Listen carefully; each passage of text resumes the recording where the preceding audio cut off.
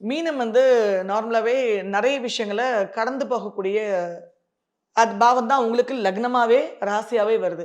So அந்த மாரி ஒரு இக்கட்டுல இருக்கிறவங்களுக்கு அவங்க நார்மலா மீனாசி மீன லக்னக்காரங்க யார்ட்டயாவது ஆறுதல் சொன்னாங்க, யார்கிட்டயாவது அவங்க பேசுனாங்கன்னா, மத்தவங்க வந்து கன்வின்ஸ் ஆயிருவாங்க.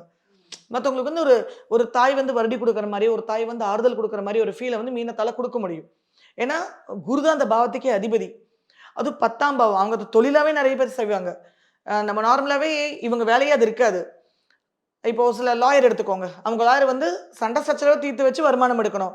லாயருக்கு வந்து அட்வைஸ் பண்ணுவாங்க. மீனம் ரொம்ப ஸ்ட்ராங்கா ஆக்டிவேட் ஆனவங்க, அந்த டைம் 10ஆம் பாவத்த குரு மாரி தனுஷா ஆக்டிவேட் பண்ணுவாங்க. உண்மையான தனுஷா. ஸோ மீனராசி மீன லக்னக்காரங்க இன்பில்ட்டாவே அவங்க தொழிலாகவும், அவங்களோட தர்மாவாகவும், அவங்களோட கர்மாவாகவுமே மத்தவங்கள வழிநடத்துறதும், மத்தவங்களுக்கு நல்லது கெட்டதெல்லாம் புரிய வைக்கிறதையும் தான் அவங்களோட பேசிக் குவாலிட்டியே. அத தர்மப்படி எப்பவுமே செஞ்சுட்டு இருந்தாங்கனாலே போதுமானது. அவங்களும் மன உளைச்சலுக்குள்ள ஆளாகி மத்தவங்களுக்கு மன உளைச்சல குடுக்காம இருக்கிறதே ஃபர்ஸ்ட் மீனத்துக்கு பெரிய ரெமெடி.